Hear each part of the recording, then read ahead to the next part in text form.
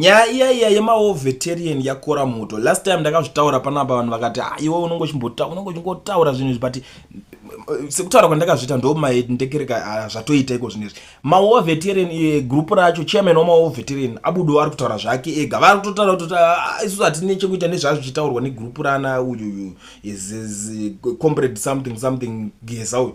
Zvaanga achitaura ndezvake. Muri kuona nyaya iri panapa.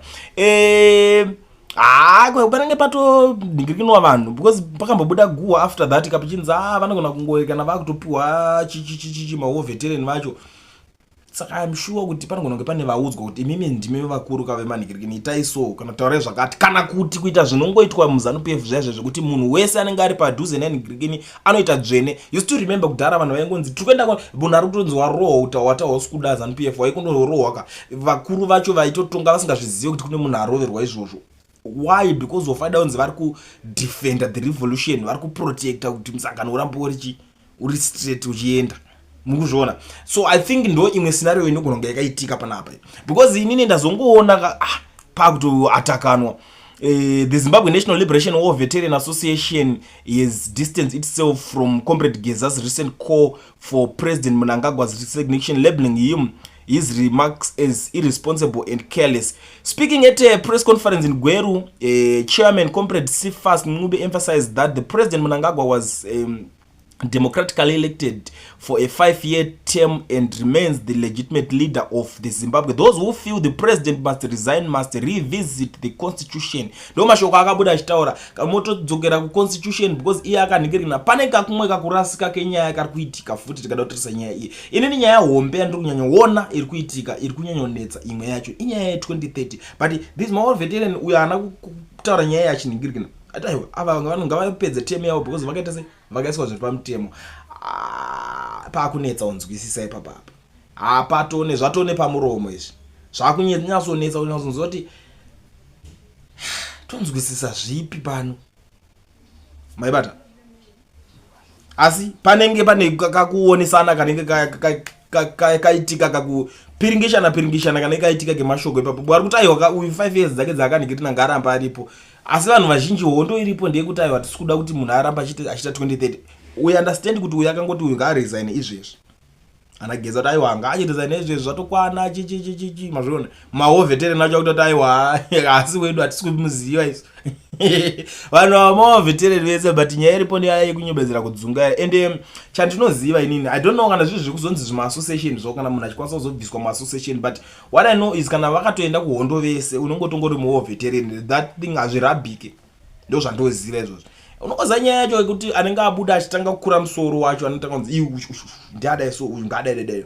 Vamwe vakatombotaura kuti munofanira kutombomuchengetedza munhu iyeye by all means because ationi zvinhu zvichizomperera zvakanaka. I don't know kuti iyo ichatorwa sei. Pobva paita nyaya imwe iri kupisa akomana SADC chairman wenyu ngaabudikire kaapedze nyaya iyi because iyi nyaya inotoda kuti ipedzwe naSADC chairman. South African President Cyril Ramaposa ndiye ari kunyanya kupinda nyaya idzo dzidzitereke. Ndiye ari kutora nyatsoplaya role yeuchi ndiye ari kuplaya role yese yeuchairman weSADC.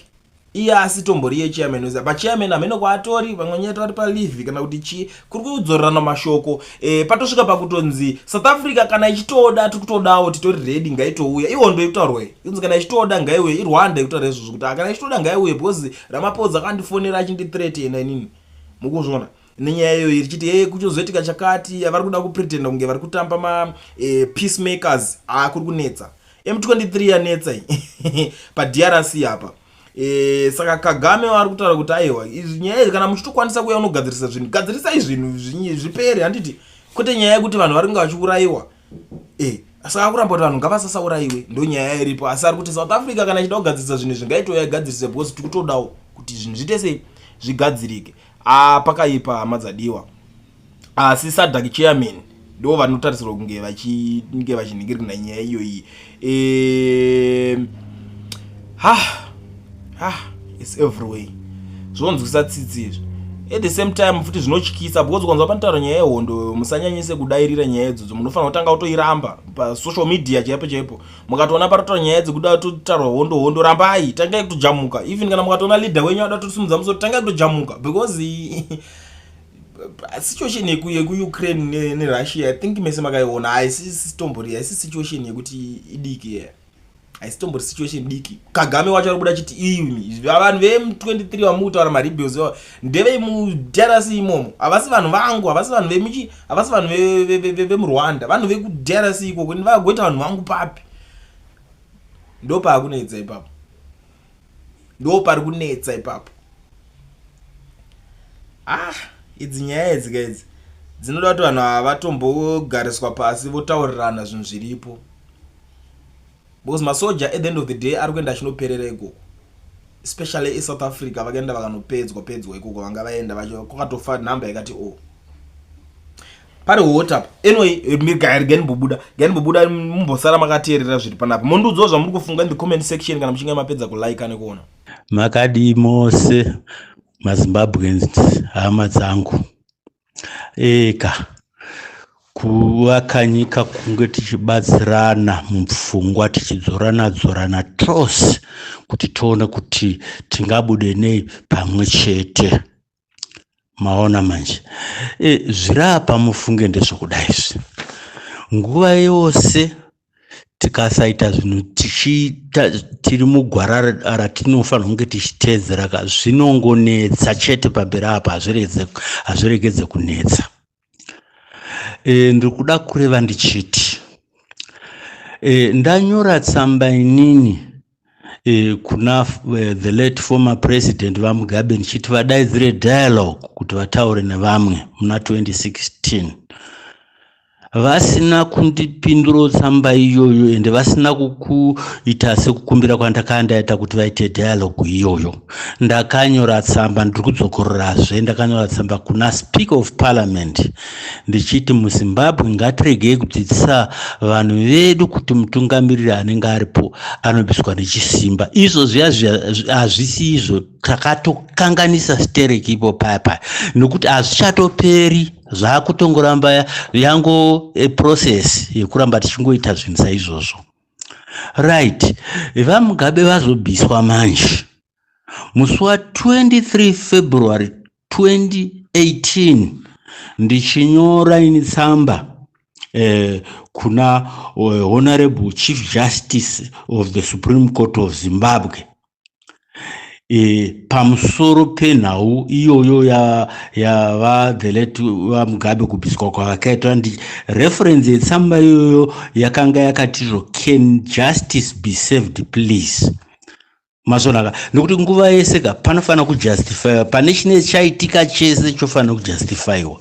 Right, tsamba iyoyo ndichikopa Speaker of Parliament Honorable Advocate Vamudenda ndichikopa human rights lawyers in Zimbabwe.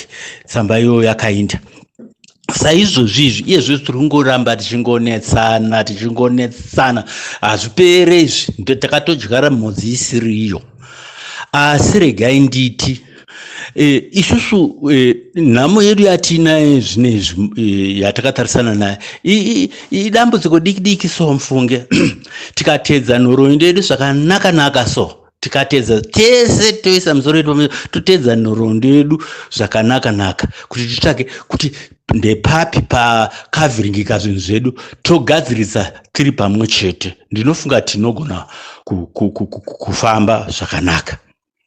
Mazona manje inini ndine mamwe maonero andiri kuita ini semunhu wani zvangu, handisi kuti ndizvo asi ndine maonero andiri kuita ini zvokuti maonero andiri kuita ini vashomanana vari kuona semaonero andiri kuita ini kuti dambudziko redu isusu pachedu hatikwanise kurigadziridza tiri tega. Isusu takutodawo vanotibetsera kujustifya nhau yedu pane chiitiko chakaitika chisiri kumbozikanwa kana kunyatsoongororwa nevanhu vese kuti chii.